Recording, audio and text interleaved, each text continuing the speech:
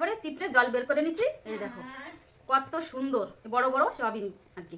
তাই এইগুলি এখন আমি সব গ্রাইন্ডার করব।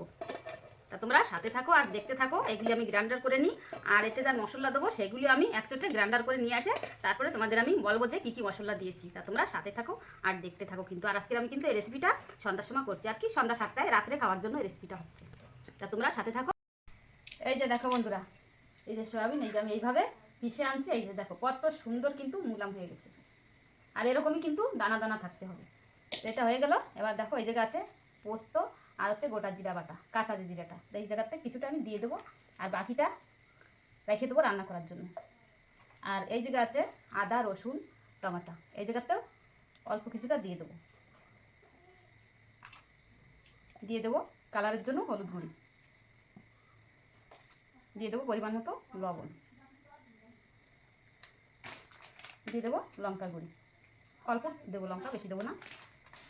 আর তারপরে সবার লাস্টে দিয়ে দেবো একটু বেসন।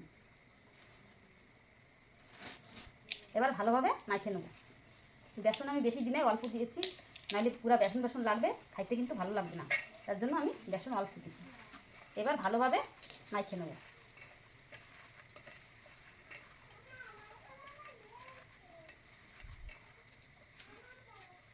মাখিয়ে নিচ্ছি। এই যে দেখো এই যে মাখার পরে কিন্তু এরকম করলে কিন্তু এই যে দেখো এটা গোল আকার হয়ে যাচ্ছে। তো চলো এবার রানবো। তা কীরকমভাবে এই রান্নাটা করি সেটা তোমাদের আমি দেখাবো। এবার চলো রান্নার কাছে চলে যাই, গ্যাসের কাছে চলে আসলাম কড়াইয়ের কাছে। আর কড়াইতে আমি একটু আগেই তেল গরম বসাইছিলাম, এইটা রেডি। এইভাবে গোল গোল করে কিন্তু ছেড়ে দেবো তেলের মধ্যে। এই যে দেখো তেল কিন্তু ভালোভাবে গরম হয়ে গেছে। ঠিক এরকম একটু ছোটো করলেও হবে বা এই সাইজের করলেও হবে। তো এইভাবে বল বানাই তারপরে আমি সবগুলি ভাজবো। তা তোমরা সাথে থাকো। এই যে দেখো বলগুলি কি সুন্দর ভাজা হয়েছে, যে দেখো পুরো বাদামি কালার হয়েছে। এবার আমি তুলে নেবো। আর এইভাবে কিন্তু আমি সব বলগুলি ভাজে নেবো। এবার এগুলি এখন তুলে নেবো, হয়ে গেছে।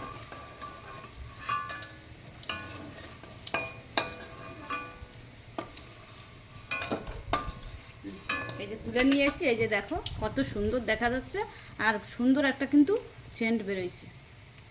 এবার বাকিগুলি ভাজিয়ে নিই। এই যে দেখো সবগুলি কিন্তু ভাজা হয়ে গেছে। এই যে দেখো কত সুন্দর হয়েছে পুরো বাদামি কালার। আর এইভাবেই কিন্তু ভাজতে হবে। তো সব নিচ্ছি।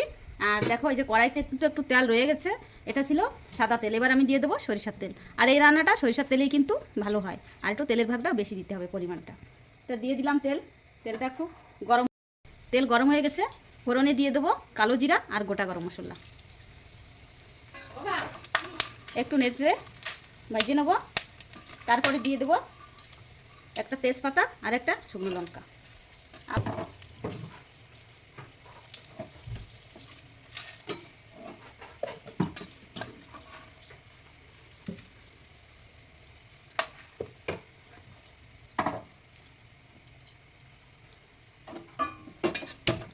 ভাজা হয়ে গেছে। এবার দিয়ে দেবো 2টা মাঝারি সাইজের টমেটো কেটে রাখছিলাম আর 3টা পেঁয়াজ।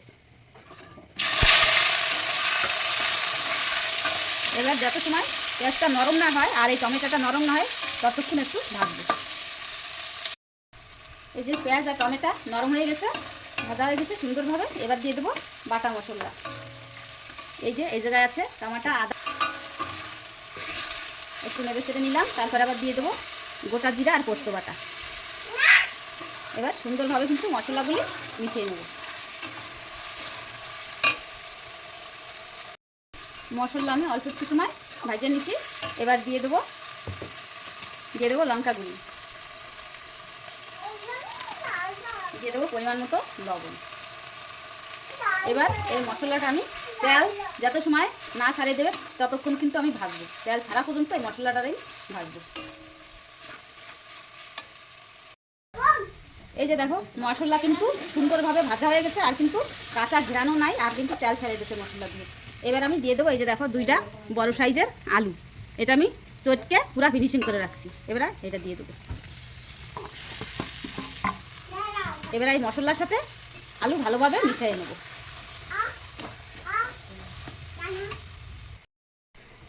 এই জল কিন্তু এইটুকু হবে না, আর একটু আমি জল দেবো। আর তোমরা যদি চাও যে না বেশি ঝোল রাখবে না, তাহলে কিন্তু এইটুকু জল দিতে পারো। যেহেতু আমার একটু বেশি ঝোল লাগবে, তার জন্য আমি একটু জল বেশি দিয়ে দিলাম। জল দিয়ে দিয়েছি, আর জল দেবো না। এবার কিছুক্ষণ ছেড়ে দেবো এই জলটা ফুটে ওঠার জন্য। এই যে ঝোল দেখো ভালোভাবে কিন্তু ফুটে উঠছে, এই যে দেখো। আর এই যে দেখো এই জায়গা আছে আর কটা, এই যে সয়াবিন আমি আলাদা করে ভেজে রাখছিলাম, যেহেতু আমি এটা দেবো। এটা দেওয়া কিন্তু প্রায় হয়ে গেছে, আর কিছুক্ষণের মধ্যেই কিন্তু আমার রান্নাটা পুরো কমপ্লিট হয়ে যাবে। এই দেখো কত ফটাফট আমার রান্নাটা হয়ে গেছে। কিন্তু এবার একটু লবণ চাখিয়ে দেখো, ওটা আমার টাইনে যাচ্ছে, তার জন্য একটু আঁচটা কমিয়ে তারপরে এই বলগুলি দিয়ে দিচ্ছি। এই যে দেখো, আর এই বল দেওয়ার পরে কিন্তু আমি আর একটুও জাল দেবো না।